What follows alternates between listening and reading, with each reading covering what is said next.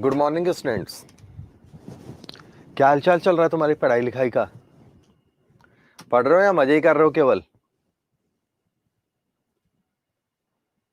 बोलिए।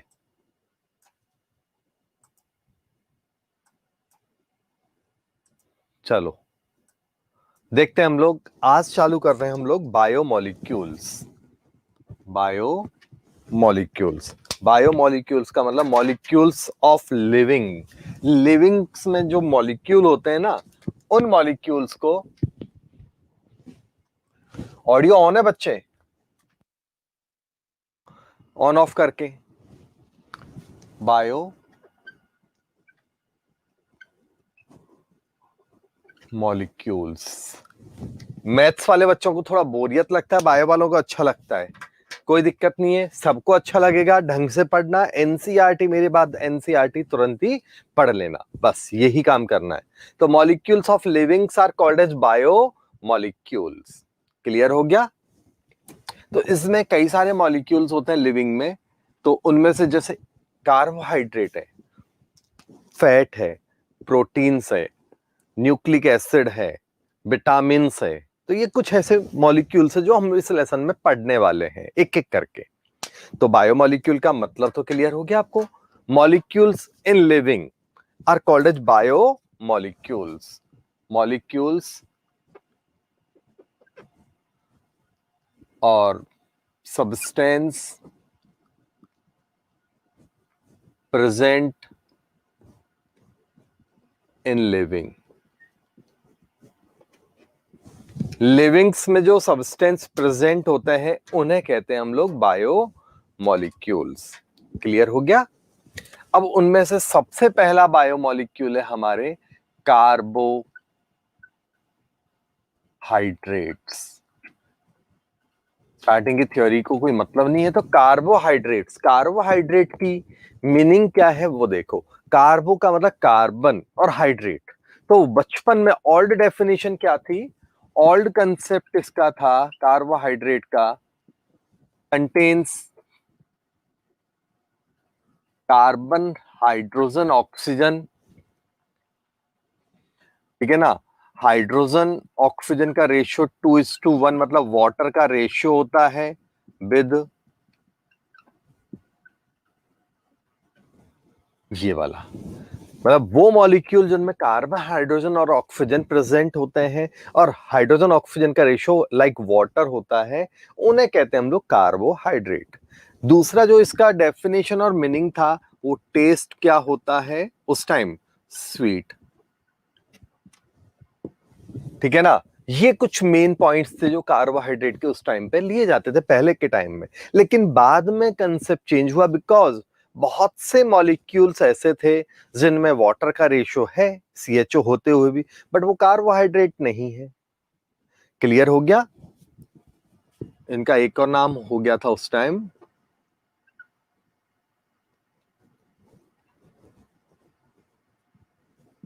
Commonly called sugars. अगला, but many molecules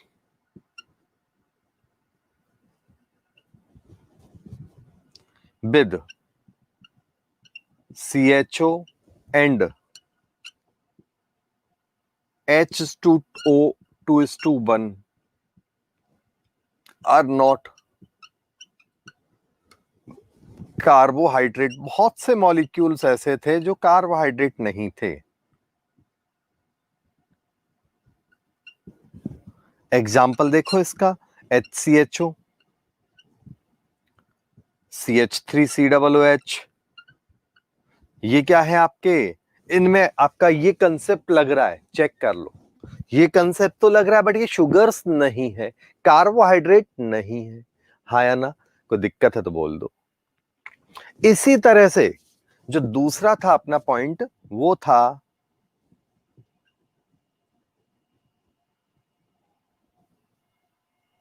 many carbohydrates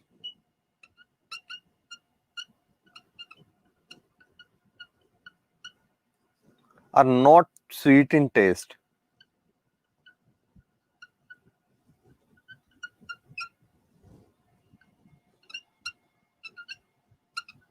बहुत से कार्बोहाइड्रेट ऐसे थे उस टाइम पे जो टेस्ट में मीठे नहीं थे। उस टाइम का मतलब आज भी है। जैसे एग्जांपल स्टार्च, स्टार्च इस कैटेगरी का बहुत अच्छा एग्जांपल है। एग्जांपल लेते हैं अपन तो हैवी जो कार्बोहाइड्रेट होते हैं ना वो इस कैटेगरी में आते हैं, पॉलीसैकेराइड्स वाले। तो इसका मतलब क्या हुआ, जो इसका मीनिंग क्या निकला बाद में कि बहुत से मॉलिक्यूल्स ऐसे थे जो टेस्ट में मीठे नहीं थे फिर भी कार्बोहाइड्रेट नहीं थे। इसी तरह से बहुत से कार्बोहाइड्रेट थे, बहुत से ऐसे थे जो कार्बोहाइड्रेट की तरह काउंट नहीं होते थे, जबकि उनमें ये डेफिनेशन लगती है। तो अब बात आती है मॉडर्न कंसेप्ट की। तो अगला है हमारा मॉडर्न कंसेप्ट।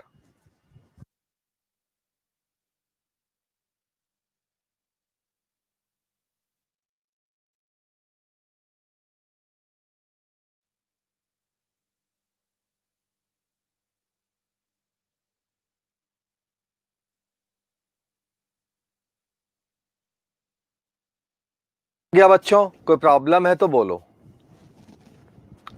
ठीक है, तो अब हम लोग लेते हैं कार्बोहाइड्रेट का मॉडर्न कंसेप्ट।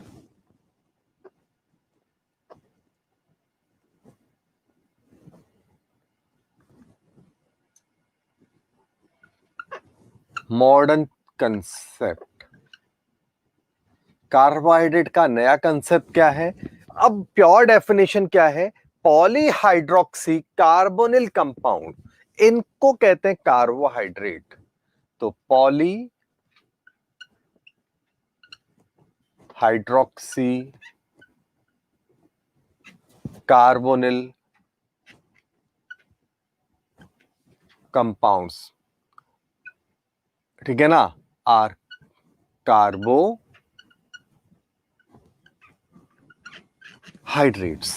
कार्बोहाइड्रेट का सबसे लेटेस्ट डेफिनेशन ये, पॉलीहाइड्रोक्सी का मतलब है जिसमें बहुत सारे हाइड्रोक्सी ग्रुप हो और कार्बोनिल हो, एल्डिहाइड कीटोन। जैसे एक एग्जांपल देखते हैं हम लोग, एक एल्डिहाइड ले लें और उसमें पॉलीहाइड्रोक्सी लाने के लिए कम से कम 3 कार्बन होने चाहिए। तो 3 कार्बन से कम का शुगर या कार्बोहाइड्रेट तो होगा नहीं। अगर मैं कीटोन ले लूंगा मान लो, तो भी उसमें पॉलीहाइड्रोक्सी लाने के लिए 3 कार्बन तो हो, या मैं 4 कार्बन का ले लेता हूं एक एग्जांपल। तो ये इसके कुछ एग्जांपल हुए। क्लियर हो गया। तो ये एक पॉइंट हो गया आपका।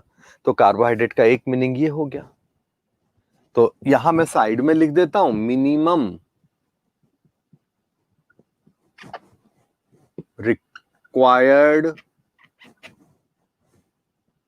कार्बन कितने होने चाहिए उसके लिए 3।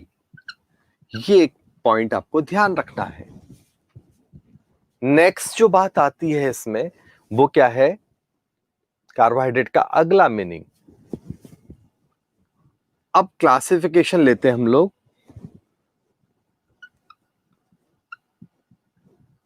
Classification of carbohydrates. हम लोग भाई इस लेसन में एकदम पॉइंट टू पॉइंट चलेंगे, मतलब आलतू फालतू तो वैसे भी नहीं है। एनसीईआरटी पढ़ो, कहीं से थ्योरी पढ़ने की जरूरत नहीं है। मेरी थ्योरी को पढ़ो, एनसीईआरटी पढ़ो, सेल्फ नोट्स बनाओ, ऐश करो। कहीं कोई पॉइंट छूटने वाला नहीं है। इस बुक से कर लूं, उस बुक से कर लूं, ये कर लूं, वो कर लूं, फालतू टाइम वेस्ट होगा इन लेसन्स में। क्लियर। तो क्लासिफिकेशन ऑन बेसिस ऑफ, पहला क्लासिफिकेशन है इसका on basis of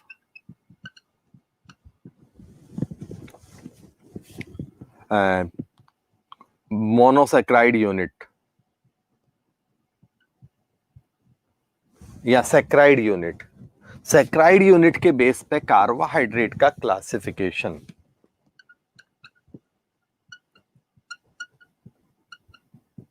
sacred unit के बेसिस पे, सैक्राइड यूनिट क्या है, इसकी सबसे बेसिक यूनिट होती है, मतलब सबसे प्राइमरी यूनिट होती है, वो होती है सैक्राइड। ठीक है ना। तो पहला इसका है टाइप, वो है मोनोसैक्राइड।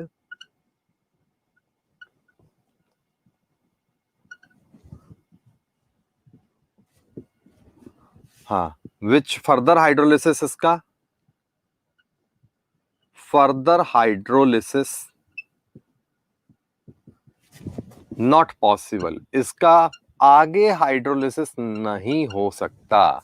मोनोसैक्राइड का आगे जो हाइड्रोलिसिस है वो नहीं होता, ये आपको ध्यान रखना है। मींस जितना हाइड्रोलिसिस होगा वो सबसे बेसिक यूनिट है, इसके बाद इसका हाइड्रोलिसिस नहीं होगा। एग्जाम्पल देखते हैं अपन इसके, तो बहुत से हैं। ग्लूकोज,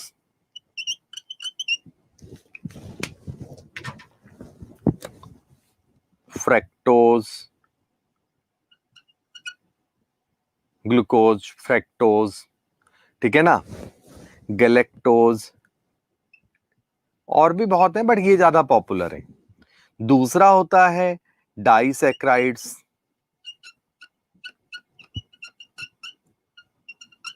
डाइसैक्राइड्स वो यूनिट होती है जिनका हाइड्रोलिसिस से दो मोनोसैक्राइड बने।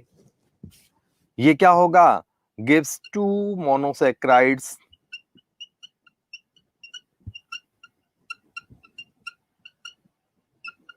Bye hydrolysis. जो हाइड्रोलिसिस से दो मोनोसैक्राइड यूनिट देते हैं उन्हें कहते हैं हम लोग डाइसैक्राइड। जैसे सुक्रोज है, ठीक है ना, जिसके हाइड्रोलिसिस से क्या बनता है बाद में डिटेल पढ़ेंगे, अभी रफली लिख रहा हूं।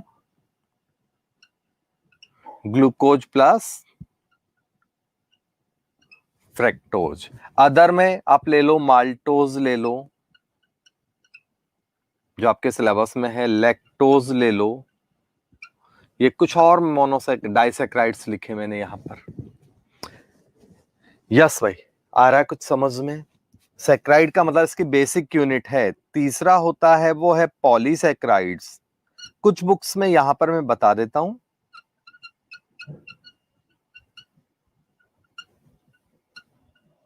देखो कुछ बुक्स में या बायो के जो बच्चे होंगे उनको ये मोनोसैक्राइड, डायसैक्राइड, एक और वर्ड डाल सकते हैं ओलिगोसैक्राइड्स, ओलिगोसैक्राइड, और फिर उसके बाद पॉलीसैक्राइड। कई जगह डायसैक्राइड वर्ड नहीं होता, मोनो, ओलिगो और पॉली।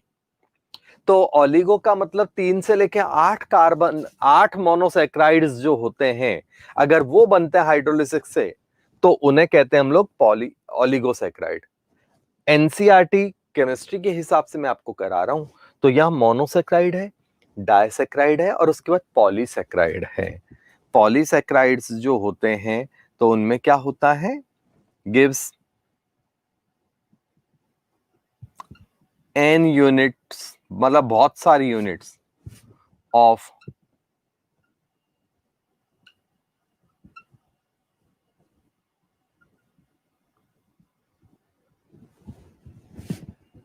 Bye hydrolysis.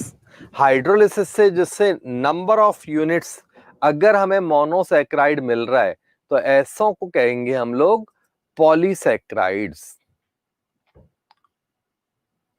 ऐसों को हम लोग बोलते हैं पॉलीसैक्राइड।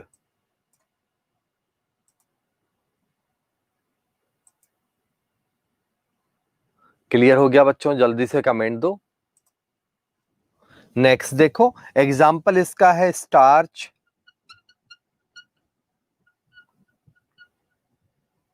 Cellulose, glycogen. ये इसके एग्जाम्पल्स हैं। स्टार्च है, ग्लाइकोजन है, सेल्यूलोज है, इसके ये कुछ एग्जाम्पल्स मैंने लिखे। यहां तक आप अपने फटाफट कमेंट दो तो आगे समझाता हूं।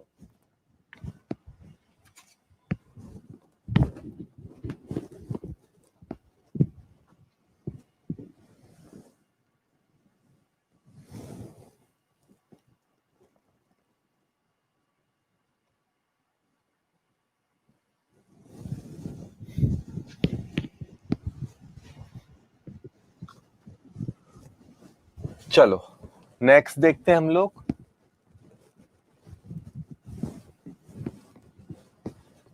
अगला एक क्लासिफिकेशन हुआ हमारा मोनोसैक्राइड यूनिट के बेसिस पे। दूसरा classification on the basis of functional group and number of carbon atoms.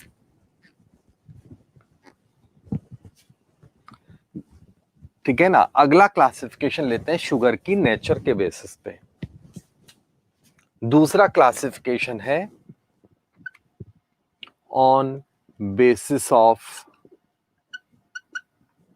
Test.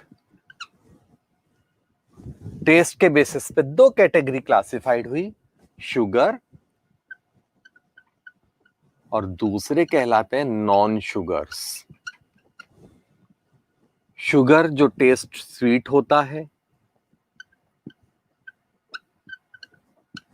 और जो स्वीट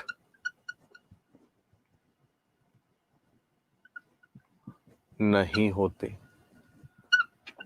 अगर कोई कार्बोहाइड्रेट मीठा है तो उसे बोलते हैं शुगर, और जो मीठा नहीं होता उसे कहते हैं नॉन शुगर। बहुत कॉमन क्लासिफिकेशन है। एग्जाम्पल देखते हैं तो आपका ग्लूकोज है, फ्रक्टोज है, सुक्रोज है, वगैरह वगैरह। इसमें जो एग्जाम्पल लें तो स्टार्च है, ग्लाइकोजन है, तो ये इसके एग्जाम्पल हैं शुगर और नॉन शुगर के। क्लियर? टेस्ट के बेसिस पे भी हमने क्लासिफाइड कर लिया। सिंपल।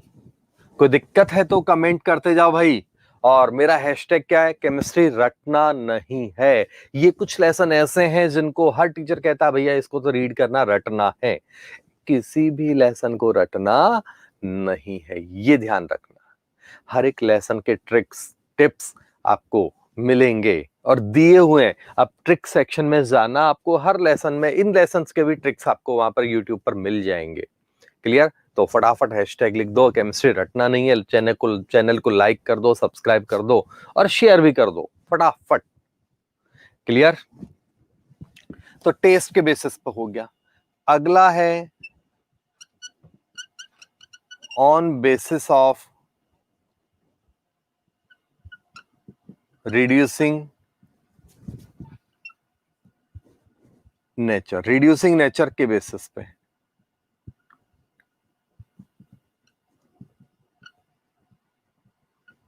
रिड्यूसिंग नेचर के बेसिस पे क्या होगा? दो कैटेगरी क्लासिफाइड होगी, रिड्यूसिंग शुगर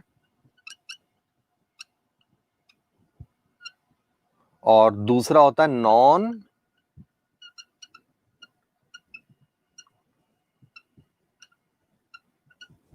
रिड्यूसिंग शुगर। का मतलब क्या है? शुगर का ही मतलब नहीं है, नॉन शुगर भी इस कैटेगरी में आएगा, ये ध्यान रखना। ऐसा नहीं कि सर शुगर का ही क्लासिफिकेशन आपने शुगर शुगर लिखा हुआ था, ऐसा नहीं है। क्लियर हो गया? रिड्यूसिंग और नॉन रिड्यूसिंग दोनों है, कार्बोहाइड्रेट का क्लासिफिकेशन ना कि शुगर का। क्लियर? तो ये जो है वो which can be reduced tolerance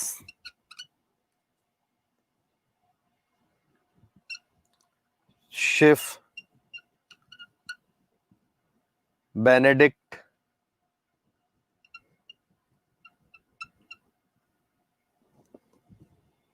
etc solutions like aldehydes. वो जो एल्डिहाइड्स की तरह टॉलेंस, बेनेडिक्ट, शिफ, फाइलिंग्स वगैरह वगैरह को रिड्यूस कर दें, वो कहलाता है रिड्यूसिंग शुगर। क्लियर हो गया? कोई दिक्कत है तो बोलो। Which can't?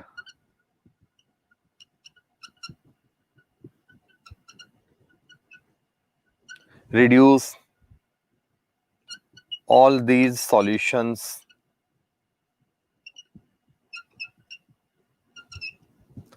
like ketones. आपने एल्डिहाइड और कीटोन्स पढ़ा हुआ है। एल्डिहाइड और कीटोन में ये बात हमने देखी हुई है, ठीक है ना? जो एल्डिहाइड होते हैं, एल्डिहाइड वो क्या करते हैं? फेलिंग सॉल्यूशन, टॉलेंस वगैरह वगैरह का रिडक्शन कर देते हैं।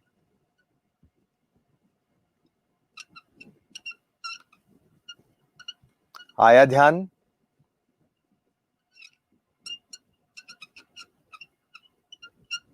और कीटोन्स जो होते हैं वो इनमें से किसी का भी रिडक्शन नहीं करा पाते। तो यहां पर भी यही है। बट आप यहां एक बात ध्यान रखना, ऐसा नहीं कि कीटोन और एल्डिहाइड ग्रुप देख के आपने पता कर लिया कि भैया ये रिड्यूसिंग होगा और ये नॉन रिड्यूसिंग होगा। इसका तरीका मैं बताऊंगा, लिख रहा हूं भी। ध्यान रखना, सारे के सारे मोनोसैकेराइड रिड्यूसिंग है, चाहे उसमें एल्डिहाइड ग्रुप हो या कीटोन ग्रुप हो। यहां पर जाके बच्चा बहुत कंफ्यूज होता है। All aldehyde are consider as reducing sugar. These contains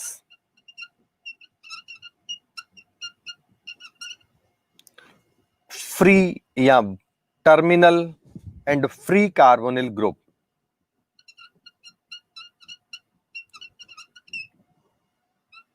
Terminal, free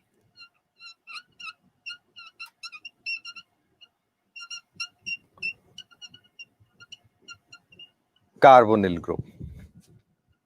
No free carbonyl group is present. अगर उसमें फ्री कार्बोनिल ग्रुप है टर्मिनल, तो इसका मतलब वो रिड्यूसिंग शुगर होगा। और अगर उसमें फ्री कार्बोनिल ग्रुप नहीं है तो वो नॉन रिड्यूसिंग शुगर होगा। ये आप ध्यान रखना।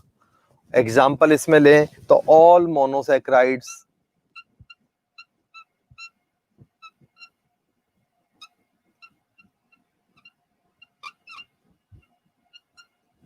जैसे लिख दिया मैंने, यहां पर अभी लिख देता हूं मैं आपको। ये चीज समझ में आई या नहीं आई, रिड्यूसिंग और नॉन रिड्यूसिंग?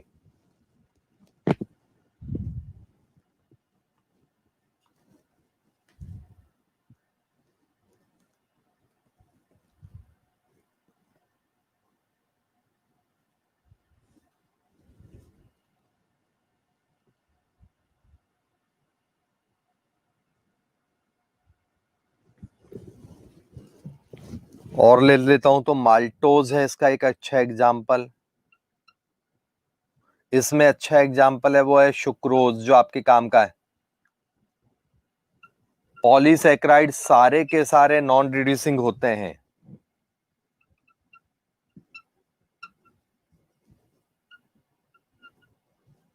सारे के सारे पॉलीसैकेराइड्स नॉन रिड्यूसिंग नेचर के होते हैं।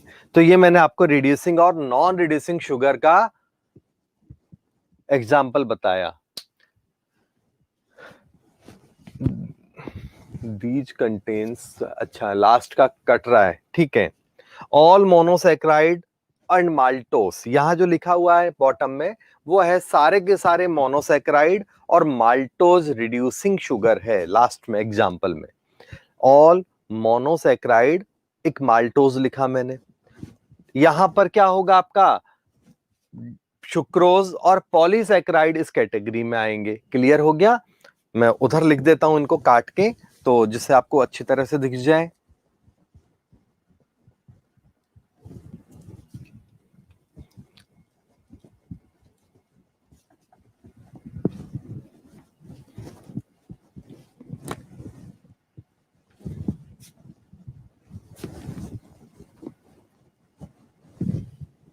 एग्जाम्पल,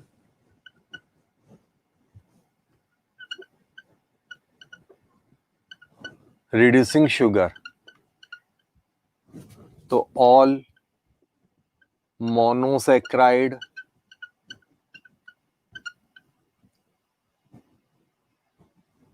कॉमा माल्टोज एक अच्छा एग्जाम्पल लिखा मैंने नॉन रिड्यूसिंग शुगर के।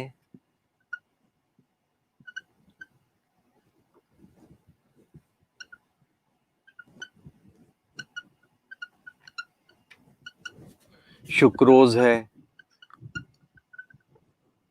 ऑल पॉलीसैकेराइड्स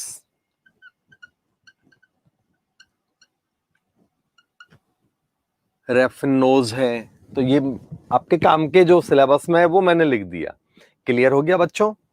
नेक्स्ट देखो, तो ये हमने रिड्यूसिंग नेचर के बेस पे क्लासिफिकेशन देखा। देखो, टेस्ट के बेस पे देख लिया, सैकेराइड यूनिट के बेसिस पे देख लिया, इसी तरह से हमने उसकी नेचर के बेस पे देख लिया। इस अगला जो क्लासिफिकेशन है मोनोसैकेराइड का लेते हैं हम लोग। तो मोनोसैक्राइड्स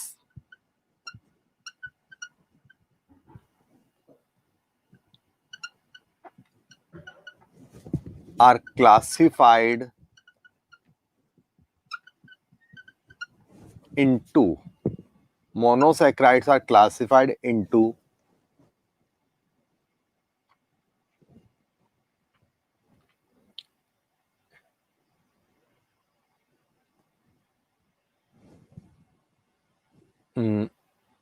एल्डोज एंड कीटोज। फालतू की लाइन छोड़ देता हूं। Aldose and ketose on basis of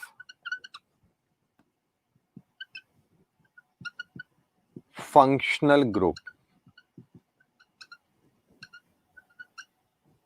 उनमें किस तरह का फंक्शनल ग्रुप है उसके बेसिस पे उनको एल्डोज और कीटोज में क्लासिफाइड किया गया है। ठीक है ना? एल्डोज और दूसरा है आपका कीटोज।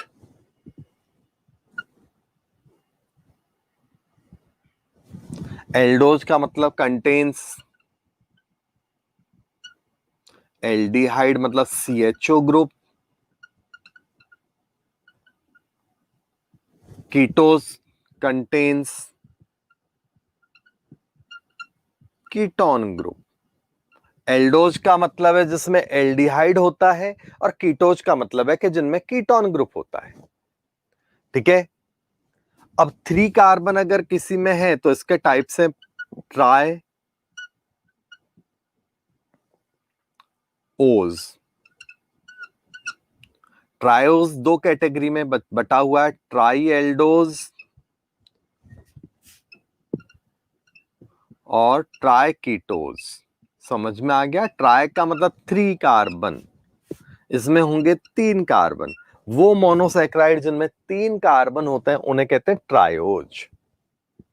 क्लियर? अब उनकी 2 कैटेगरी है, ट्राई एल्डोज और ट्राई कीटोज। फंक्शनल ग्रुप के बेस पे मतलब 3 कार्बन विद एल्डिहाइड ग्रुप, जो अभी मैंने बनाया था आपका बेसिक। ये एल्डिहाइड ग्रुप है जिसमें 3 कार्बन हैं, तो इसे कहेंगे ट्राई एल्डोज। और ट्राई कीटोज का मतलब है ये रहा। हाँ या ना? कोई दिक्कत है तो बोल दो। नेक्स्ट, टेट्रोज दूसरा क्लासिफिकेशन है कार्बन के बेस पे। टेट्रोज जिसमें 4 कार्बन हो, एल्डिहाइड है तो 3 एल्डिहाइड के बाद सॉरी, और आपको पता है मिनिमम OH ग्रुप एक कार्बन पे एक ही होता है, मैक्सिमम क्योंकि एक से ज्यादा OH ग्रुप होगा तो डिहाइड्रेशन हो जाएगा। क्लियर है कि नहीं? तो ये टेट्रोज है।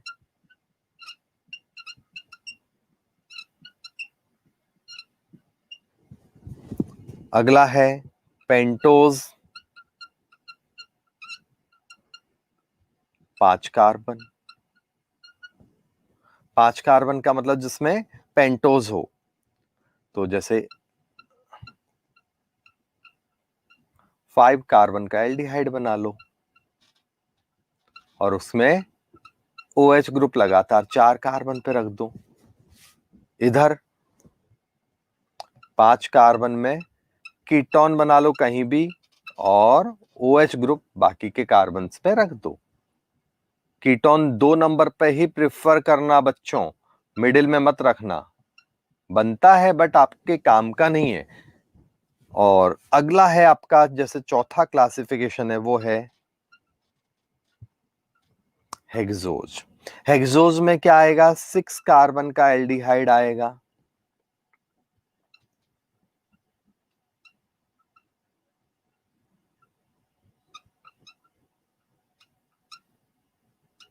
जैसे ये एक सिंपल ग्लूकोज कह सकते हो, अभी स्ट्रक्चर बनाऊंगा अभी तब जाके क्लियर होएगा आपको।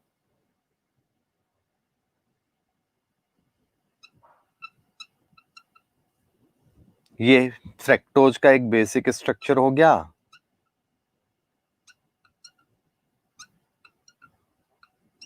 तो ये हेप्टोज भी होता है होने को तो, बट हम लोगों के काम का ये वाला पॉइंट है, ठीक है ना। तो ट्रायोज, टेट्रोज, पेंटोज, हेक्सोज, ये मैंने मोनोसैकेराइड्स का आपका जो क्लासिफिकेशन किया on the basis of functional group. तो इस तरह से हम लोगों ने बच्चों बाइंड अप किया है अपना क्लासिफिकेशन वाला पार्ट, कार्बोहाइड्रेट का क्लासिफिकेशन।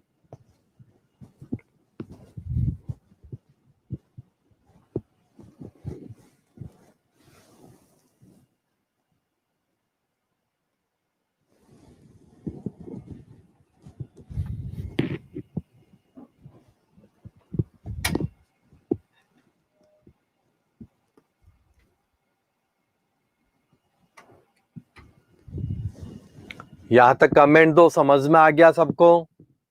आगे चलूं? ठीक है।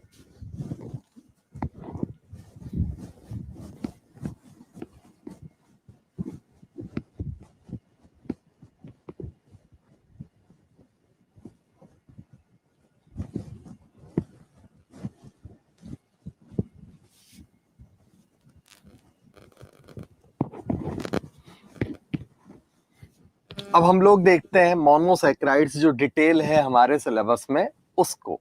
तो उसमें भी दो मोनोसैकेराइड हमारे सिलेबस में है, वो है ग्लूकोज एंड फ्रैक्टोज। मोनोसैकेराइड्स आपको अच्छी तरह बनाने आने चाहिए। मोनोसैकेराइड्स के बाद ही आप पॉलीसैकेराइड्स वगैरह पे, डाइसैकेराइड्स पे पहुंच पाओगे। तो मोनोसैकेराइड्स आपको आना चाहिए, ठीक है।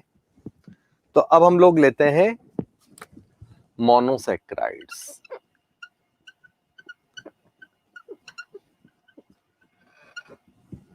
मोनोसैकेराइड्स की अगर मैं बात करूं तो मोनोसैकेराइड में आपके सबसे पहला मोनोसैकेराइड है वो है ग्लूकोज। क्लियर हो गया? ग्लूकोज का जनरल फॉर्मूला है C6H12O6। इसका एक और नेम है ग्रेप शुगर।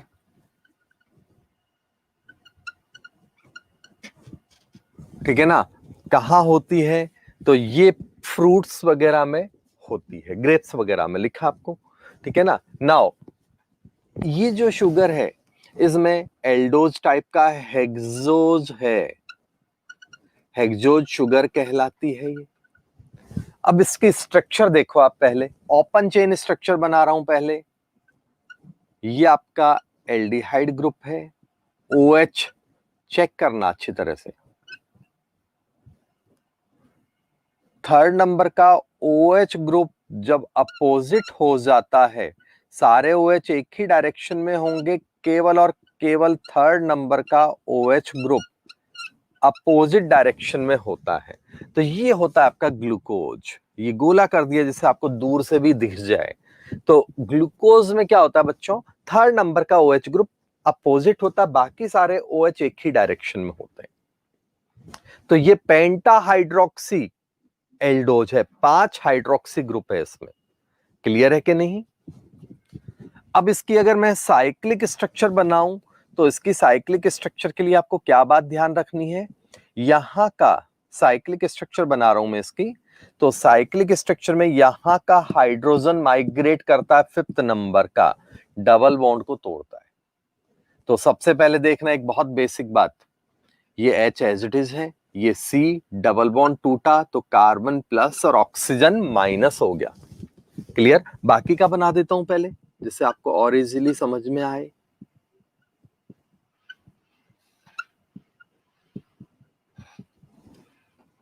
तीन,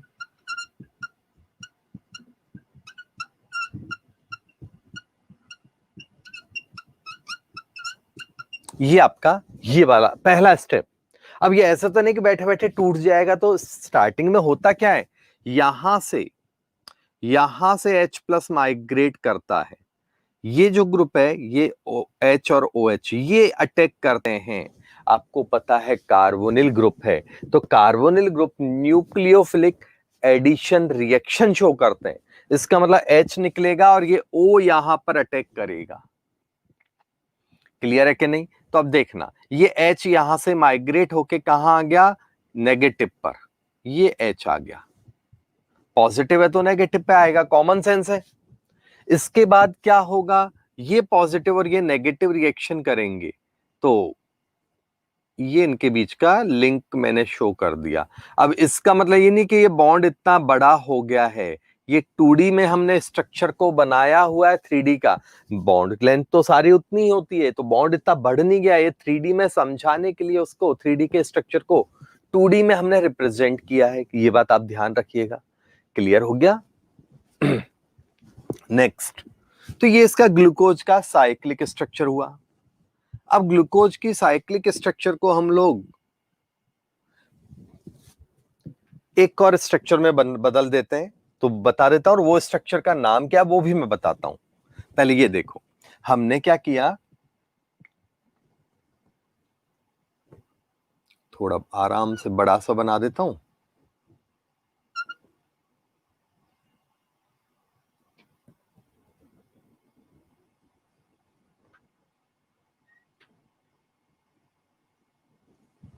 ठीक है,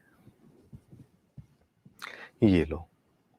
अब देखो, ये तो ये वाले स्ट्रक्चर है, ये नंबर 1 कार्बन है, ये नंबर 2, नंबर 3, नंबर 4, नंबर 5 और ये नंबर 6 कार्बन है। ठीक है ना, ये रिंग हो गया। रिंग के बाद ये C1 लेता हूं मैं, ये 1 नंबर का कार्बन ये हो गया। C1 पे H और OH दोनों है, तो एक तरफ मैंने H लगाया, एक तरफ OH लगाया। C1 पे H भी है और OH है, तो H और OH लगा दिया। C2 पर आ जाओ, ये 2 नंबर का कार्बन है, इसमें भी H और OH है, हाँ या ना? तो ये H रहा, ये OH रहा। 3 नंबर पे OH अपोजिट हो गया, तो 3 नंबर का OH ऊपर चला गया, H ये रहा। 4 नंबर पे HOH है, वापस ओरिजिनल हो गया है, तो OH नीचे, H ऊपर।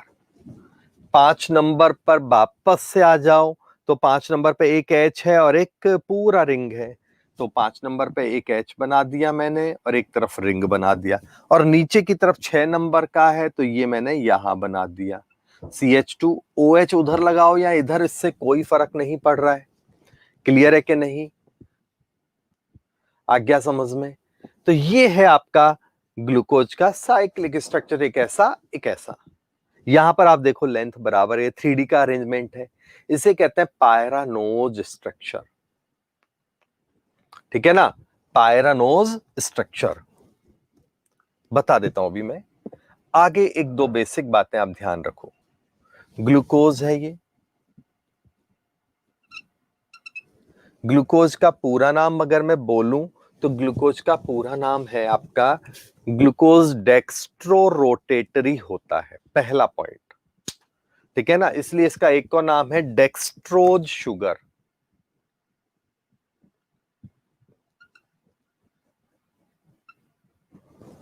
ऑप्टिकल एक्टिविटी के हिसाब से बात करें तो ये लाइट के प्लेन को राइट हैंड साइड में रोटेट कराने की कैपेसिटी और टेंडेंसी रखता है, इसलिए इसे कहते हैं डेक्स्ट्रोज शुगर, और ये डेक्स्ट्रो रोटेटरी है, तो स्मॉल डी फॉर्म है। उसके बाद ग्लूकोज का एक और है कैपिटल डी और कैपिटल एल कॉन्फ़िगरेशन। अभी मैं बाजू में पूरा डिटेल समझा देता हूं, वैसे ये ऑप्टिकल एक्टिविटी में मैं करवा चुका हूं ये सारी बातें, बट एक बार रिपीट कर देता हूं। ठीक है, तो ये कैपिटल डी है कॉन्फ़िगरेशन के बेसिस पे। तो ग्लूकोज का पूरा नाम क्या है? Capital D dash D small D, या प्लस भी लिख सकते हैं उसको। ठीक है ना, प्लस फॉर्म लिख देता हूं, डैश। ठीक है ना, और ये है आपका ग्लूकोज। और क्योंकि ये पायरानोज स्ट्रक्चर है, इसकी साइक्लिक स्ट्रक्चर है ये तो, और ये ग्लूकोज की पायरानोज स्ट्रक्चर है। ग्लूकोज की पायरानोज स्ट्रक्चर होने के कारण इसका पूरा नाम क्या है? ग्लूकोज का ही एक और नाम होता है, ऐसे लिख दिया आपकी बार मैंने, ग्लूको पायरानोज। एक ही बात है, ये मत सोचना ये अलग हो गया और वो अलग हो गया। पायरानोज के बेस पायरानोज था, इसलिए इसका नाम पड़ गया ग्लूकोज पायरानोज। कोई दिक्कत है तो फटाफट कमेंट दो भाई, अच्छी तरह देख लो।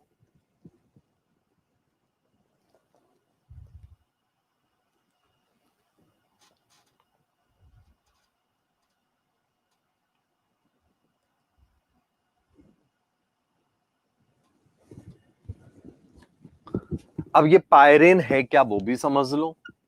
तो पायरेन ऐसी एक स्ट्रक्चर होती है, एक मिनट,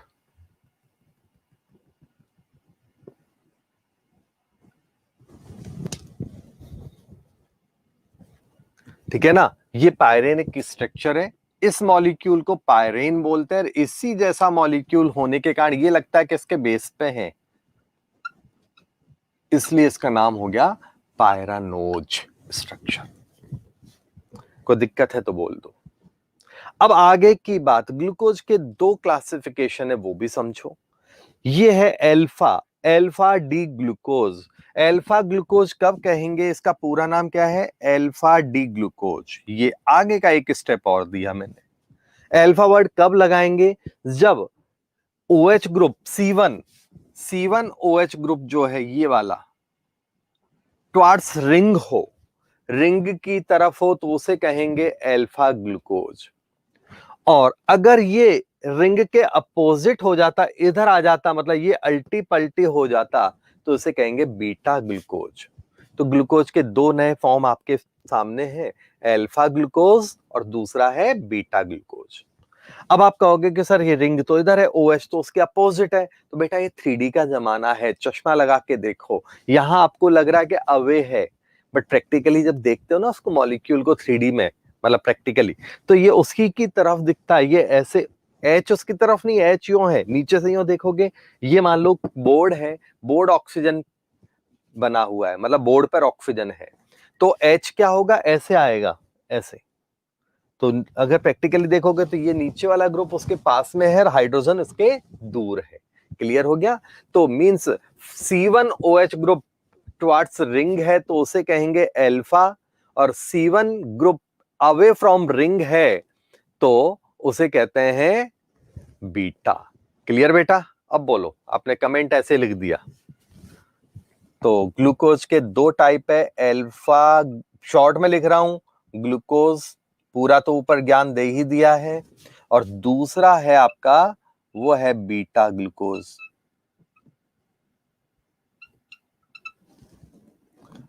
तो अल्फा ग्लूकोज का मतलब है कि when C1 OH group towards ring, जब C1 वाला OH ग्रुप रिंग की तरफ है तो उसे कहेंगे अल्फा, और बीटा में क्या होगा, व्हेन C1 OH ग्रुप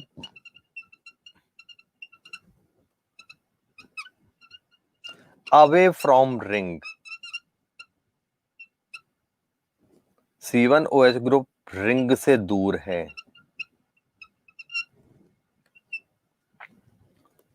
तो उसे कहते हैं हम लोग बीटा। क्लियर बच्चे, जल्दी से कमेंट दे दो, आपने डाउट लिखा है तो क्लियर हो गया है, अभी भी कोई प्रॉब्लम है। तो ये अल्फा और बीटा, ये दो फॉर्म मैंने यहां पर लिखी, ठीक है। अब यहां लिखा हुआ है दोनों की दोनों फॉर्म एक दूसरे में लगातार बदलती रहती है, और इस प्रोसेस का नाम होता है म्यूटा रोटेशन। ठीक है ना, ठीक है। बोथ यहां लिख देता हूं, alpha and beta glucose are interconvertible into each other and in equilibrium. ये एक दूसरे में बदलती भी रहती है,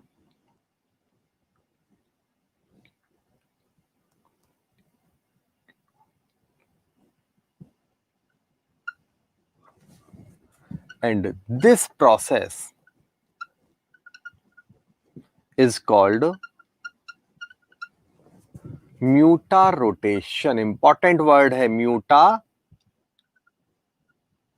रोटेशन। म्यूटा रोटेशन वो प्रोसेस है जिसमें अल्फा और बीटा एक दूसरे में लगातार बदलती रहती है। तो ये म्यूटा रोटेशन वर्ड भी आपको क्लियर किया मैंने। ये बात हुई हमारी ग्लूकोज की कुछ एबीसीडी। यहां तक पहले कमेंट दो, आगे समझाता हूं मैं।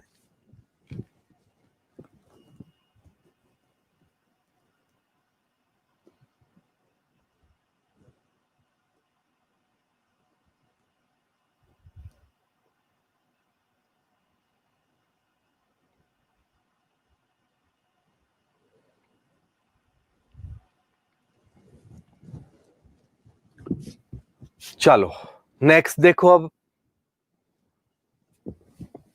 Alpha and beta glucose are isomers of each other and they are called as anomers.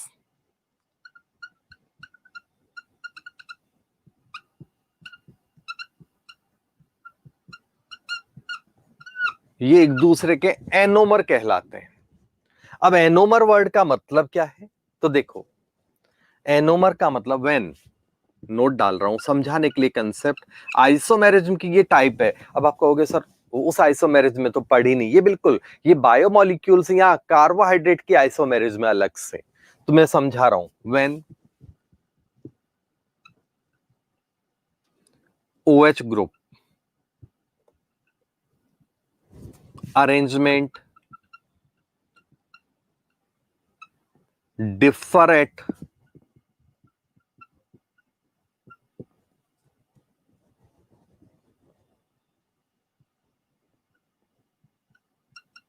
any carbon, then isomers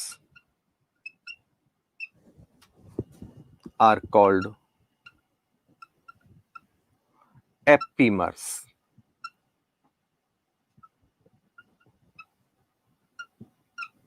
अगर किसी भी कार्बन पर OH ग्रुप का अरेंजमेंट अलग अलग होता है, जैसे एक OH यहां है, अगले केस में ये OH उठ के इधर आ जाता, तो वो दोनों मॉलिक्यूल एक दूसरे के क्या होते, एनोमर एपीमर। जैसे एक एग्जांपल बता रहा हूं, ये तो आपका ग्लूकोज आपने देख लिया।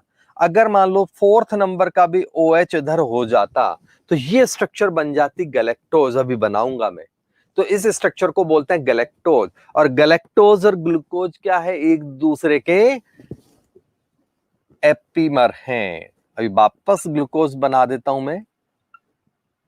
तो एग्जाम्पल क्या है इसके,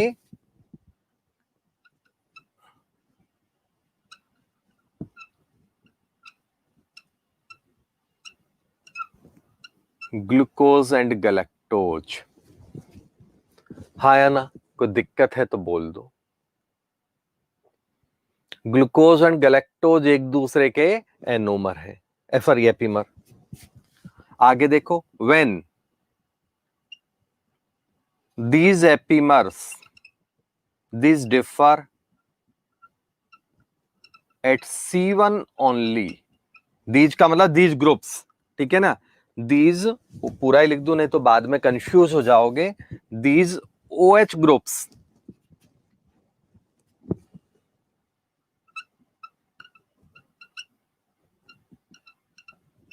differ at C1 only, मतलब एक नंबर के कार्बन पर ही, then called एनोमर्स। जैसे ये OH ग्रुप का अरेंजमेंट यहीं पे अलग था, इसलिए इनको बोलते हैं एनोमर। यहां पर मैं लगे हाथों बीटा का स्ट्रक्चर भी बना दूं, बीटा ग्लूकोज, ठीक है ना। अल्फा ग्लूकोज तो ये हो ही गया। अगर मैं बीटा ग्लूकोज बनाऊंगा यहां पर छोटा सा, तो ये OH ऊपर चला गया, H नीचे है, H OH OH H OH H H CH2OH। ये वाला स्ट्रक्चर है, ये है बीटा डी डैश है, ये बीच में जो है ना वो डैश है, प्लस ग्लूको पायरानोज, ये इसका बीटा फॉर्म भी मैंने बना दिया जिससे आपको इजी रहे। कुछ नहीं किया, ये HOH का ही इंटरचेंज किया है।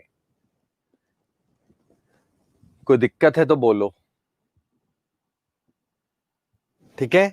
एपीमर के लिए भी दो स्ट्रक्चर है, स्ट्रक्चर तो अलग होंगी, एपीमर हो या एनोमर हो, सबके लिए स्ट्रक्चर अलग अलग होती है बच्चे। आ गया समझ में?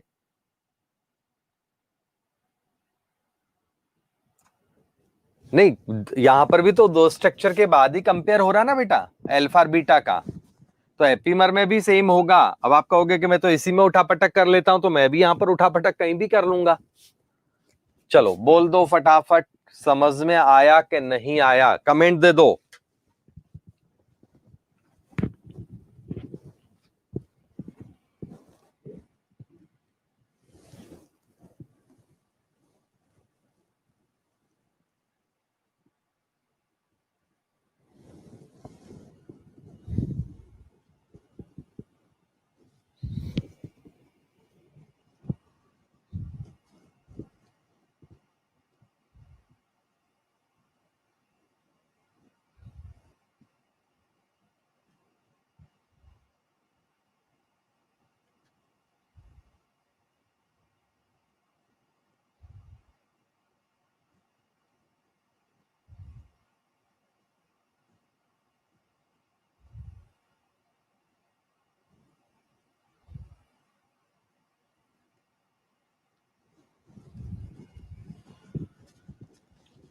Clear, very good. चलो तो फिर आगे देखते हैं हम लोग। ग्लूकोज का मैंने अभी स्ट्रक्चर समझाया आपको, रिएक्शंस नहीं समझाई हैं आपको। आगे देखते हैं। अब ग्लूकोज के बाद हम लोग लेते हैं गैलेक्टोज।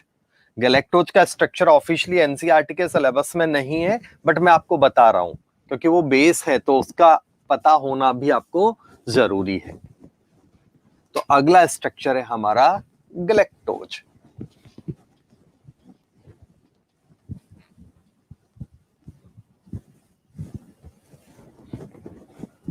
देखो, आपको बोर लग रहा है या एंजॉय कर रहे हो, जल्दी बताओ। बायो का लेसन है।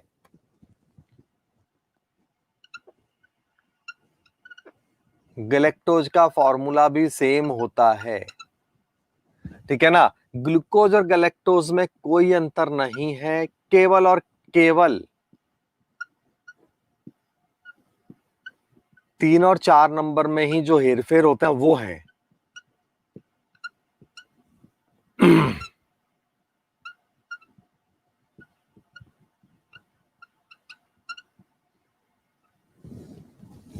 एक, दो, तीन, चार, पांच, छह, मतलब यहां ये ग्लूकोज था जब OH इधर था। अगर थर्ड और फोर्थ दोनों OH अपोजिट हो जाएं तो उसे कहते हैं। अच्छा, बायो का स्टूडेंट इसलिए एंजॉय कर रहा है, वेरी गुड, ठीक है ना। मैथ्स वाले भी एंजॉय करेंगे, ढंग से सिस्टमेटिक पढ़ेंगे इसको, तो माइंड मेकअप करके। हाँ, तो गैलेक्टोज में क्या होता है, थर्ड और फोर्थ नंबर का ही OH ग्रुप अपोजिट हो जाता, मतलब एक ही डिफरेंस है ये वाला फोर्थ नंबर का ग्लूकोज के साथ। आ गया। इसकी मैं डायरेक्ट साइक्लिक स्ट्रक्चर बना रहा हूं बिना कुछ समझाए, ठीक है।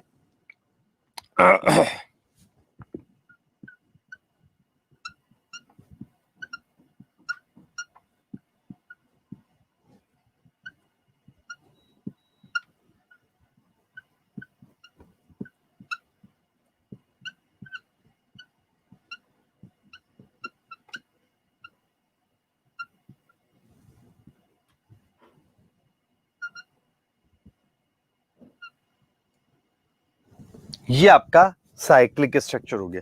ये भी आपका क्या है, डी ग्लूकोज है कैपिटल में, डी, और वही प्लस गैलेक्टोज। ये साइक्लिक स्ट्रक्चर हो गई, हाँ या ना, बोलो।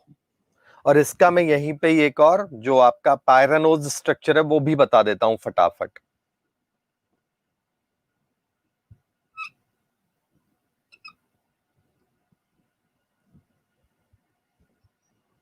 ये OH और H अल्फा फॉर्म बन गया, हाँ या ना, HOH, OH H, 3 number carbon, fourth में भी OH ऊपर जाएगा। अगर आपने ढंग से ग्लूकोज समझ लिया तो ये तो लॉलीपॉप है आपके लिए, हाँ या ना? ये अल्फा ग्लैक्टोज है, alpha D plus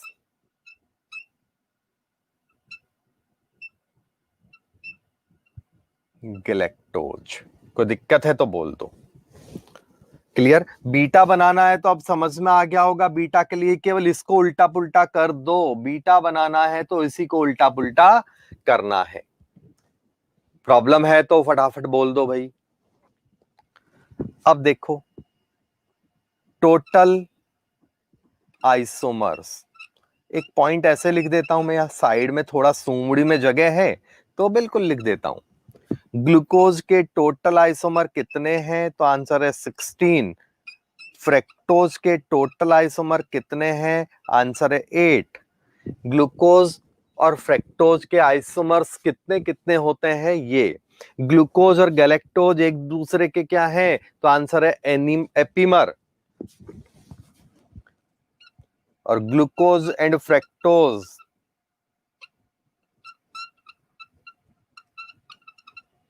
is equal to functional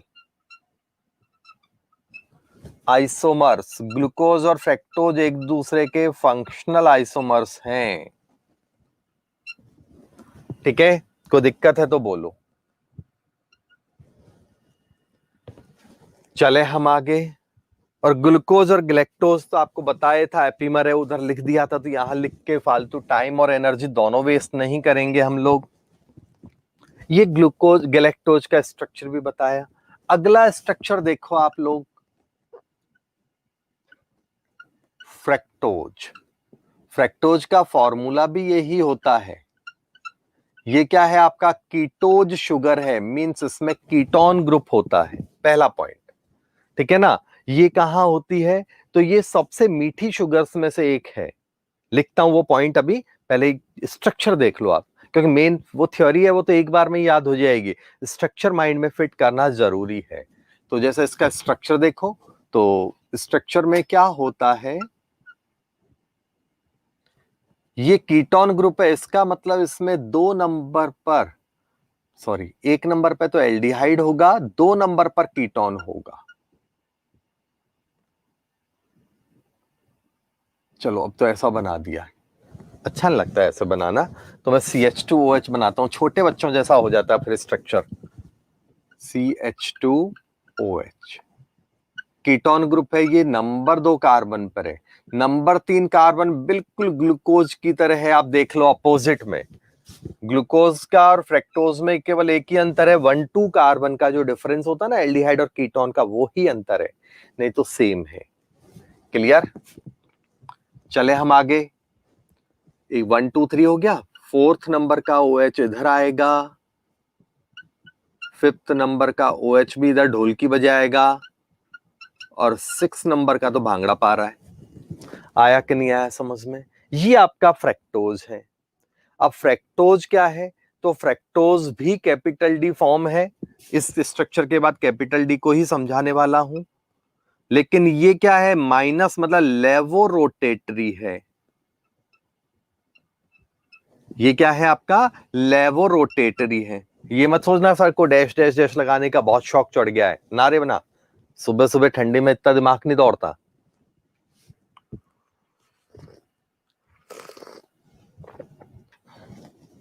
अब इसकी साइक्लिक स्ट्रक्चर बनाते हैं, तो वही सेम साइक्लिक स्ट्रक्चर में क्या होगा?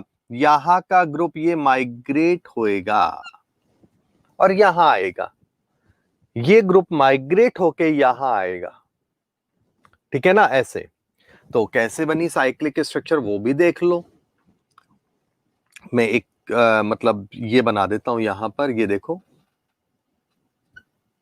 ये आपका CH2OH है ना? तो CH2OH को मैं इधर ले रहा हूं। ठीक है, ये OH बन गया, ये वाला ग्रुप OH में बदल गया। 3 नंबर का OH पहले ही अपोजिट है, 4 नंबर का OH ये रहा। अब देखो, ये 2 नंबर है, ये 1 नंबर है, 1 number, 2 number, 3 number, 4 number, 5 number, ये है आपका जहां से रिंग निकलेगी, और ये 6 नंबर हो गया। अब यहां से और यहां तक में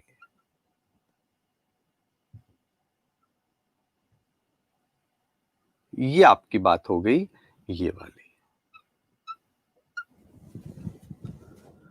तो ये 2-5 लिंकेज है। यहां 1-6, सॉरी, यहां पर क्या 1-5 लिंकेज था, वहां 2 और 5 के साथ रिंग बनी, और ये जो CH2OH को उधर लगा दिया, जिससे आपको रिंग समझना बहुत आसान हो। ठीक है, तो ये ग्लूकोज की साइक्लिक स्ट्रक्चर हो गई। अब ग्लूकोज की स्ट्रक्चर एक फ्यूरेन स्ट्रक्चर होती है, उसके जैसी होती है। फ्यूरेन होता क्या है? तो फ्यूरेन होता है आपका, उल्टा बनाता हूं आज,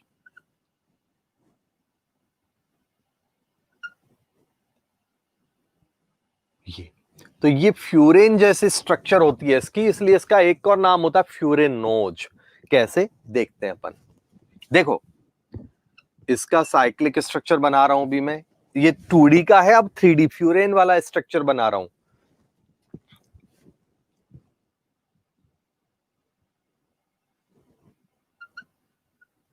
बना दूं फिर समझा देता हूं आपको इजीली। ये आपका, ये एक स्ट्रक्चर मैंने वही वाला बनाया, डबल बॉन्ड तोड़ दिए, बस इतना सा ही काम किया है। जैमिक, फिर से कर दो ना, अभी तो बड़ा बड़ा उछल रहा था बच्चे तुम, बायो का हूं बायो का हूं, अभी से पंक्चर हो गया। कोई बात नहीं, बता देते हैं आपको। देखो, फ्रैक्टोज में क्या होता है, ग्लूकोज और फ्रैक्टोज में डिफरेंस केवल ये है, ग्लूकोज में एल्डिहाइड एक नंबर पे होता है, कीटोन ग्रुप कभी भी एक नंबर पे नहीं होता, तो वो एक नंबर का ग्रुप 2 पे आ जाता है, एक नंबर 2 का OH ऊपर चला जाता है। मतलब 1-2 का जो फंक्शनल ग्रुप और एल्कोहल ग्रुप है, उनका इंटरचेंज हो गया ग्लूकोज में, तो वो फ्रैक्टोज बन गया। बस ये आया समझ में। अब इसके बाद क्या होता है कि लिंकेज, क्योंकि वहां 1 पे था ग्रुप, तो इसलिए 5 से 1 पर गया था। यहां पर ग्रुप 1 पर नहीं है, कीटोन या मेन ग्रुप 2 पर है, तो यहां से जब एडिशन होगा, साइकिल बनेगी, तो ये 2 पर जाएगा। क्लियर हो गया आपको ये भी, कि नहीं आया बोलो? ठीक है, तो यहां से H गया तो ये OH में बदल गया, और ये O कार्बन के साथ रिंग बना गया। तो ये देखो, यहां का O कार्बन के साथ रिंग बना गया, ये OH ये रहा, और ये वाला ग्रुप को उठा के इधर हमने ऐसे टेढ़ा लिख दिया। चले हम आगे, अगला पॉइंट देखो, अगला है यहां पर, इसके बाद इसी को इसमें बना रहे हैं, तो ये देखो, ये ऑक्सीजन रहा, ये 2 नंबर है, तो ये नंबर 2 है अपना। 2 नंबर पे दो ग्रुप है, OH और CH2OH। CH2OH, ये एक नंबर कार्बन हो गया, और ये OH। 3 नंबर पे क्या हो गया, अपोजिट हो जाएगा, तो OH जाएगा ऊपर, H जाएगा नीचे, ये नंबर 3 कार्बन हो गया। 4 नंबर पर क्या हुआ, वापस HOH हो गया, तो OH नीचे, H ऊपर। 5 नंबर पर एक तरफ H है, ये रहा H, एक तरफ रिंग है, वो रही रिंग, एक तरफ है CH2OH ग्रुप, तो ये हो गया CH2OH ग्रुप। तो ये ग्लूकोज का फ्यूरेन स्ट्रक्चर है फ्रैक्टोज का। तो ये फ्रैक्टोज का फ्यूरेन स्ट्रक्चर है, तो इसका पूरा नाम क्या है, और ये कौन सी फॉर्म है, अल्फा फॉर्म है। क्यों है अल्फा फॉर्म, बताने की नौबत है। रिंग के साइड में OH ग्रुप है, रिंग के साइड में OH है, तो अल्फा फॉर्म है। तो इसका पूरा नाम क्या है, अल्फा डी, नेगेटिव को L लिख देता हूं अब की बार यहां पर, और फ्रैक्टो फ्यूरेनोज। पूरा नाम कैसे आ रहा है, क्यों आ रहा है, समझ में आया? कि कोई प्रॉब्लम हो रही है बच्चों, जल्दी से बोल दो। अगर मैं इसका अल्फा की जगह बीटा फॉर्म बनाऊंगा तो क्या बनेगा, फटाफट बना देता हूं, या बना लोगे, इतना काम तो कर लोगे। OH को ऊपर लेना है, CH2OH को नीचे लेना है, तो इतना काम तो आपसे शायद हो जाएगा। फटाफट बोलो, स्ट्रक्चर समझ में आई या नहीं?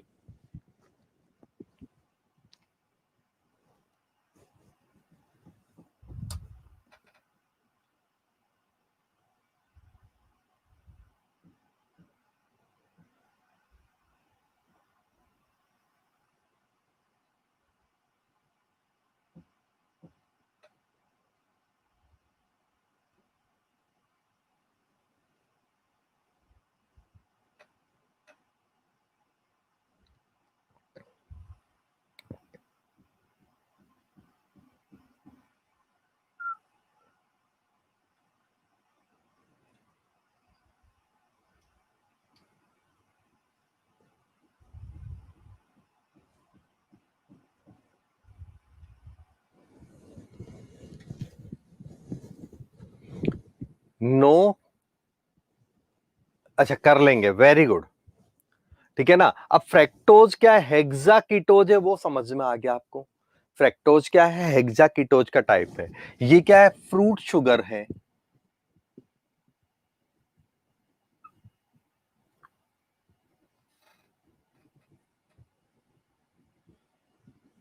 स्वीटेस्ट है,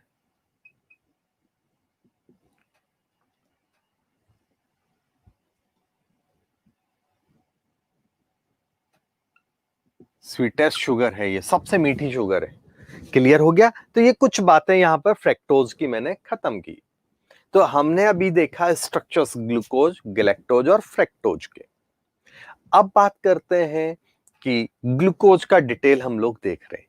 तो कैसे पता चला कि ग्लूकोज की साइक्लिक स्ट्रक्चर है और साइक्लिक स्ट्रक्चर नहीं है, मींस ग्लूकोज की ये या फ्रेक्टोज की ये स्ट्रक्चर दोनों फॉर्म में होती है। तो उससे पहले एक और बात मैं करवा दूं, capital D and L configuration. अभी हमारा हेडिंग है कैपिटल डी एंड एल।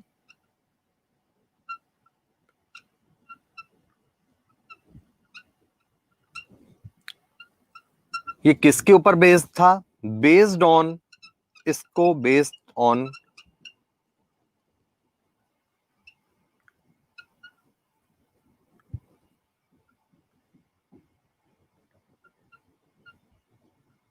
ग्लिसरैल्डिहाइड। इसको किसके ऊपर बेस बनाया गया, तो ग्लिसरैल्डिहाइड के ऊपर इसको बेस बनाया। ठीक है ना। अब ग्लिसरैल्डिहाइड क्या है वो देखो पहले। तो ये आपका ग्लिसरैल्डिहाइड होता है।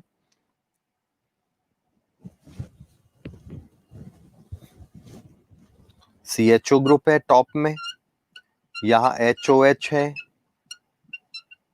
और बॉटम में CH2OH है। अब आपको समझने के लिए CH2OH को देखना है। ये लेफ्ट साइड होती है, पता है आपको इतना तो, ये राइट साइड होती है। अब ये जो OH ग्रुप है, CH2OH के जस्ट ऊपर वाला ग्रुप, ये कौन सी डायरेक्शन में है वो देख लो। CH2OH के जस्ट ऊपर वाला ग्रुप अगर लेफ्ट हैंड साइड में है तो उसे कहेंगे कैपिटल L, और अगर ये राइट हैंड साइड में है तो उसे कहेंगे कैपिटल D। तो ये हो गया कैपिटल D।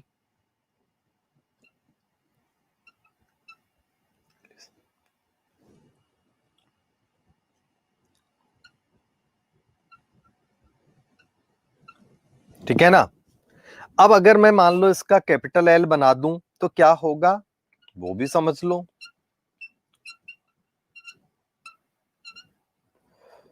कैपिटल L में ये OH ग्रुप कहां होएगा, लेफ्ट हैंड साइड में। ये हो गया आपका, देखो ये वाला ग्रुप, इसका बेस तो बॉटम वाला CH2OH है, तो ये कैपिटल L,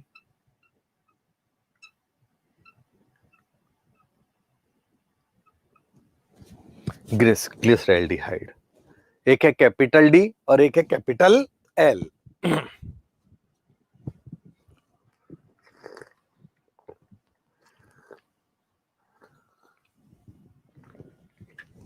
देखो, ठीक है ना, लिख देता हूं। व्हेन OH ग्रुप कौन सा, just above bottom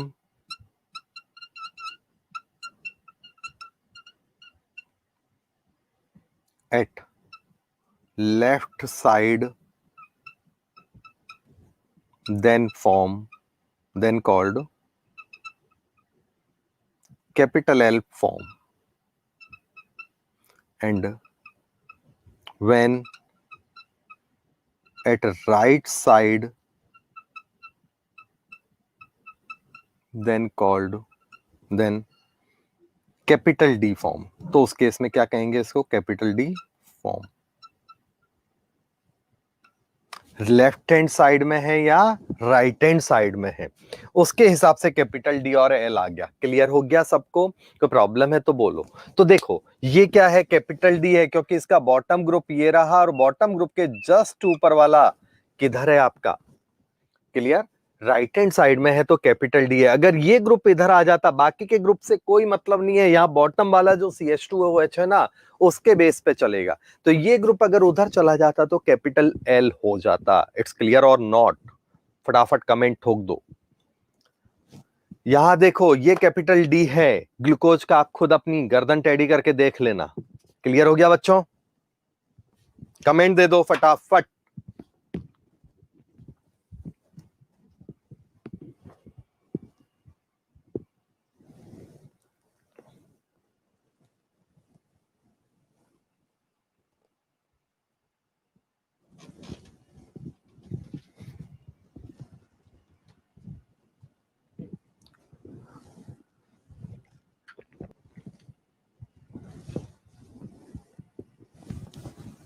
clear, very good, अच्छे बच्चे हो तुम। वैसे भी डाउट नहीं पूछते हो, है ना?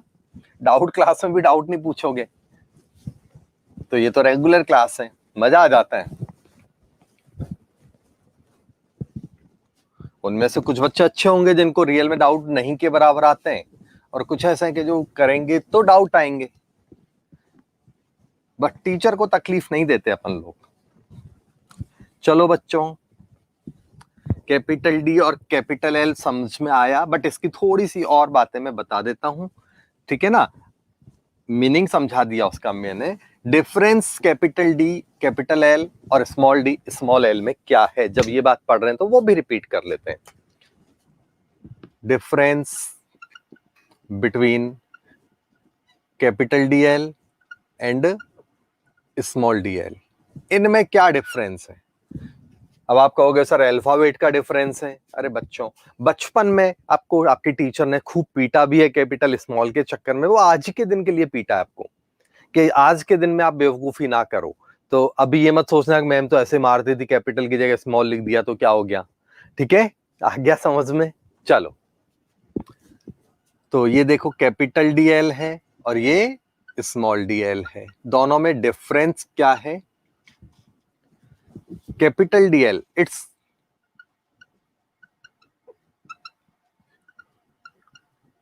कॉन्फ़िगरेशन, मतलब अरेंजमेंट है।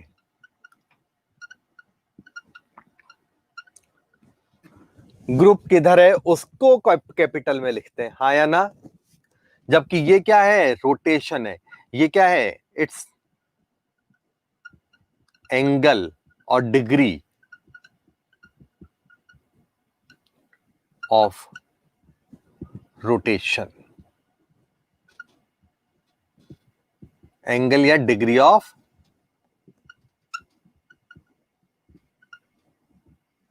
रोटेशन है। क्लियर हो गया? दूसरा, कैन बी फाइंड या कैलकुलेट बाय स्ट्रक्चर, इसको हम लोग डायरेक्ट स्ट्रक्चर से पता कर सकते हैं।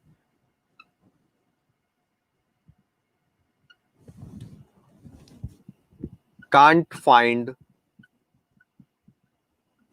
बाय स्ट्रक्चर, इसको स्ट्रक्चर से पता नहीं कर सकते। हाँ, कैलकुलेट बाय प्रैक्टिकली ओनली, है ना?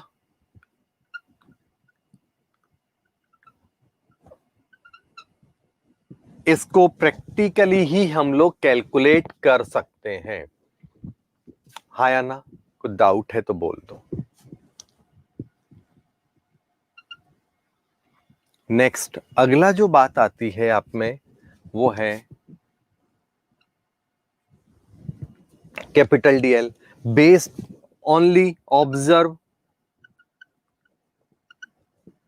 Only in biomolecules, means sugars, proteins,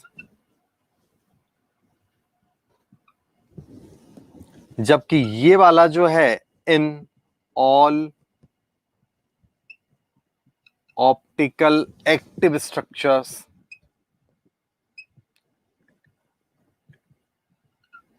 molecules या structures,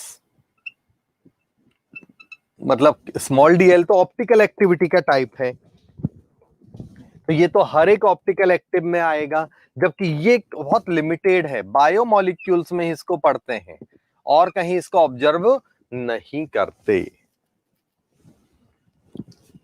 mainly based on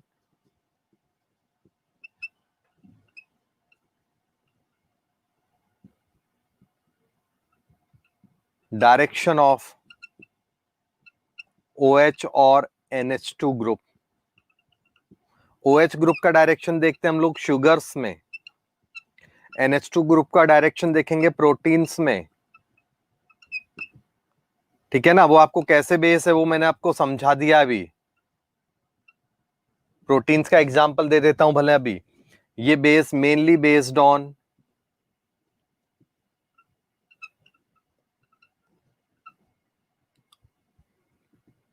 chirality. Chiral centre generally, ऐसा नहीं कि हाई लेवल पे कई मॉलिक्यूल ऐसे हैं जिनमें कायरल सेंटर नहीं है, तब भी होता है, तो इसलिए मैंने कायरल कार्बन नहीं लिखा, चिरेलिटी लिखा। किरेलिटी चिरेलिटी जो भी आपको बोलना है उसके बेस पे इनको बता सकते हैं। तो ये मेन आपके दोनों में डिफरेंस है।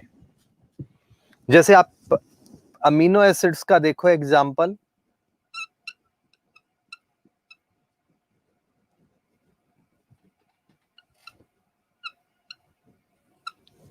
अमीनो एसिड में जैसे एक एग्जांपल लेता हूं मैं आपको,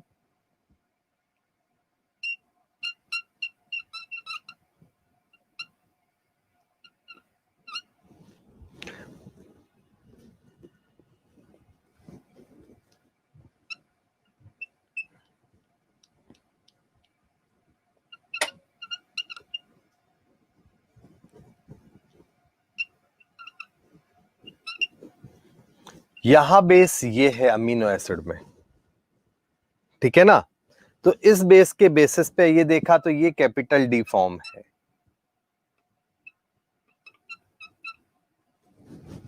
दूसरा अगर मान लो ये ग्रुप अपोजिट हो जाता, अमीनो एसिड में मेन प्रायोरिटी देते हैं हम लोग। अगर मान लो कोई एग्जांपल ऐसा होता, अमीनो एसिड हो गया, एक एग्जांपल रैंडम एग्जांपल ले रहा हूं मैं, तो यहां पर भी मेन प्रायोरिटी ये होती, ये कैपिटल एल फॉर्म होती। अमाइंस और OH ग्रुप में से आपको मैं पहले भी ऑर्गेनिक पढ़ाते टाइम बता चुका हूं, अगेन मैं रिपीट कर देता हूं क्योंकि कोई नया व्यूअर हो तो उसको अकल आ जाए कि ऑर्गेनिक केमिस्ट्री में नाइट्रोजन की प्रायोरिटी, मतलब फंक्शनल ग्रुप प्रायोरिटी नहीं, reactivity wise, reactivity of nitrogen group is more than alcohol group in organic chemistry.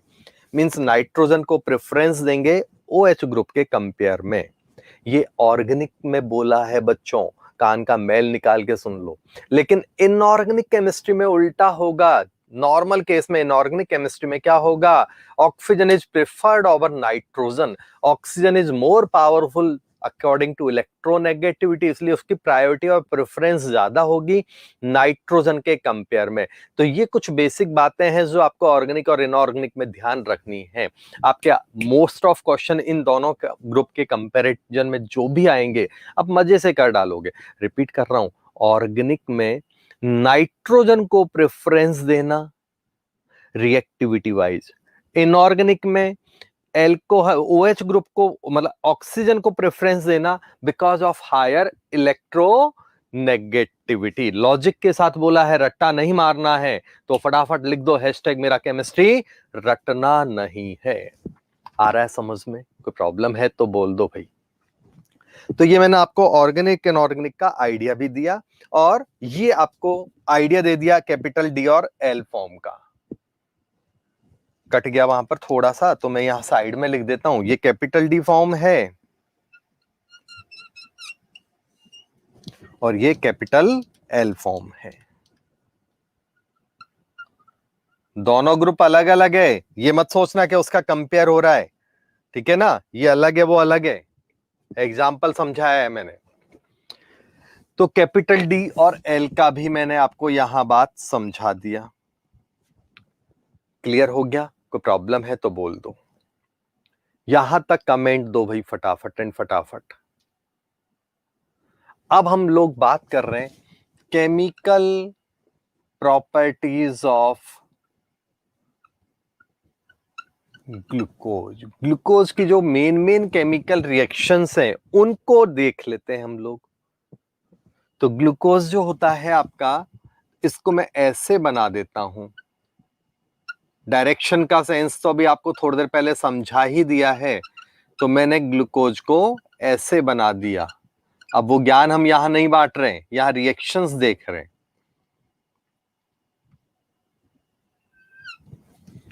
Clear हो गया? अब जब इसकी रिएक्शन हम करवाएंगे किससे, तो देखो इसमें एल्डिहाइड ग्रुप भी है और एल्कोहल के 5 ग्रुप है। तो मैं यहां लिख देता हूं, contains 1 CHO group, 5 alcohol group, so show reactions of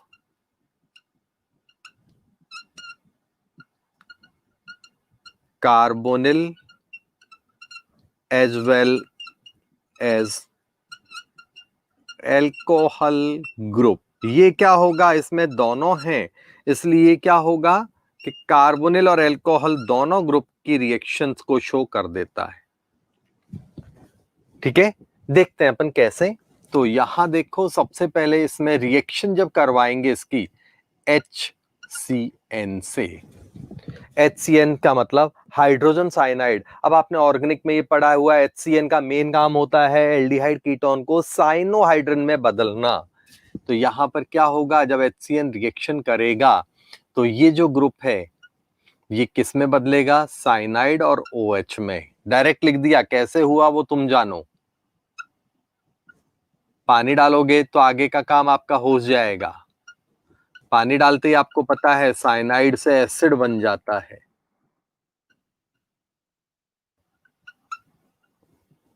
अब ये स्पीड थोड़ी सी आपको मेंटेन रखनी है, मतलब ऑर्गेनिक जो पड़ा हुआ है वही सारा यहां चलेगा। तो ये कार्बोनिल ग्रुप की काफी अच्छी रिएक्शन है। क्लियर है कि नहीं? इसकी दूसरी, अगर मैं बहुत पॉपुलर रिएक्शन है रेड फॉस्फोरस और HI के साथ अल्ट्रावायलेट लाइट में, तो कुछ नहीं होगा। ये खतरनाक ग्रुप है, आपको पहले भी बताया हुआ है। जब भी कभी आ जाए तो आपको करना क्या है, बोलो। जब भी कभी आएगा तो आपको कुछ नहीं करना, सीधा एल्केन बना देना। और कितने कार्बन है, 6 कार्बन है, तो स्ट्रेट चेन है, इसलिए बिंदास एन हेक्सेन बना दो। हाँ या ना, कोई डाउट है? एल्कोहल ग्रुप की एक रिएक्शन है, काफी अच्छी रिएक्शन है। कौन सी? एनहाइड्राइड के साथ रिएक्शन, एसिड डेरिवेटिव्स जो होते हैं ना उनके साथ रिएक्शन। तो आपको पता है एसिड और एल्कोहल एस्टर बनाते हैं। एसिड और एल्कोहल जब रिएक्शन करते हैं बच्चों, तो क्या बनता है? तो आंसर है एस्टर बनता है। यस और नो, फटाफट बोल दो। ये एनहाइड्राइड, सॉरी ऑक्सीजन लिखना रह गया था। तो एस्टर बनेगा, तो कितने एस्टर ग्रुप जुड़ेंगे इसमें? मैं यहां बना देता हूं एक बार, ये देखो, ये एस्टर ग्रुप बना रहा हूं एक में। डायरेक्शन का अभी यहाँ कोई सिग्निफिकेंस नहीं है, हम उसको देख भी नहीं रहे। ये एक एस्टर बना के नहीं बना, यहाँ का OH है जिसमें से H निकलेगा और ये CO ग्रुप जुड़ जाएगा, H रिप्लेस होके ये CO ग्रुप जुड़ेगा बस। अब क्योंकि ये 4 है तो मैंने डायरेक्ट यहाँ हॉल 4 कर दिया, और नीचे वाला भी सेम CH2O CO, ये बनेगा। हाँ या ना, कोई दिक्कत है तो बोल दो। तो ये बना ग्लूकोज पेंटा एसिटेट। क्या नाम बोलेंगे इसको? ग्लूकोज या ग्लूकोपेंटा एसिटेट भी बोल देते हैं, है ना। और ये 5 ग्रुप जुड़ना प्रूव करता है कि इसमें 5 OH है। ये जो 5 ग्रुप जुड़े ना, 5 एसिटेट ग्रुप, मतलब जितने एल्कोहल होंगे उतने ही एसिटेट ग्रुप जुड़ेंगे। तो ये 5 एल्कोहल ग्रुप की स्ट्रक्चर को प्रूव करता है। क्लियर हो गया? कोई दिक्कत है तो बोलो। अगला देखो, अगर मैं मान लो यहां पर इसका ऑक्सीडेशन कराऊं ब्रोमीन वाटर की प्रेजेंस में तो क्या होगा? तो ब्रोमीन वाटर से जब ऑक्सीडेशन होता है तो ये एल्डिहाइड जो है इजीली ऑक्सीडाइज हो जाता है और बनता है ग्लूकोनिक एसिड।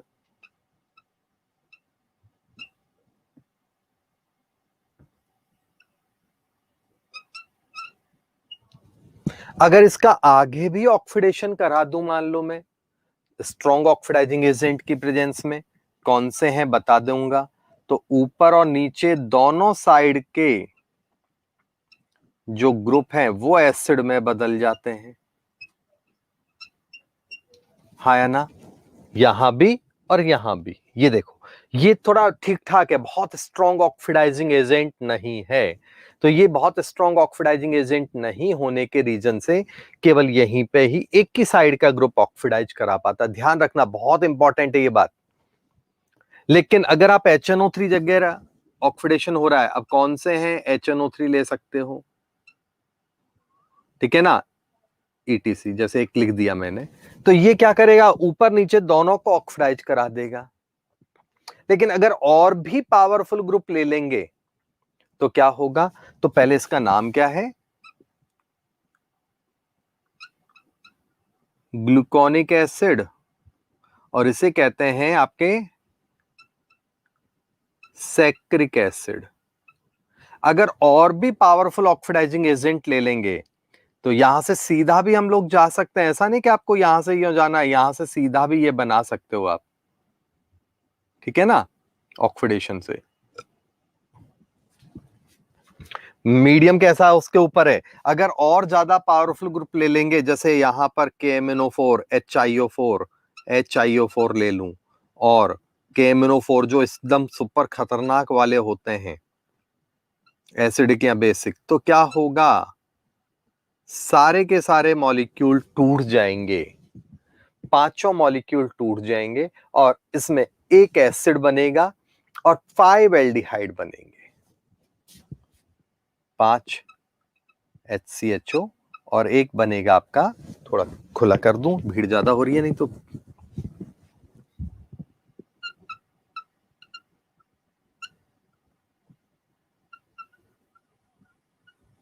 ये मॉलिक्यूल बनेगा। फटाफट बोलो, समझ में आ रहा है कि कोई डाउट है?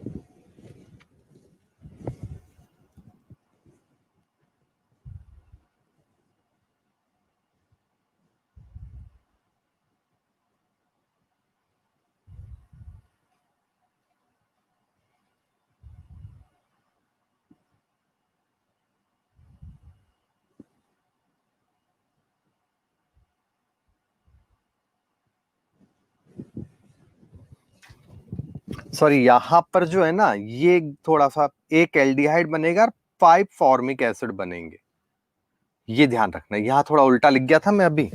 और लास्ट एक और रिएक्शन है जो उसके काम की है, वो है ऑक्साइम हाइड्रोक्सिल अमाइन से ग्लूकोज की रिएक्शन। तो ग्लूकोज की जब हाइड्रोक्सिल अमाइन से, एक बात ये करेक्शन किया है मैंने, बाय मिस्टेक लिख गया था मैं, तो आप चेक कर लो, ठीक है ना। अब अगला, हाइड्रोक्सिल अमाइन से जब रिएक्शन होगी तो ये भी कार्बोनिल ग्रुप की रिएक्शन है, आपको पता है ऑक्साइम्स बनते हैं, H2O निकलेगा और ये ग्रुप जुड़ेगा। तो जब इसकी रिएक्शन होती है तो क्या बनता है बच्चों, ऑक्साइम्स बनते हैं।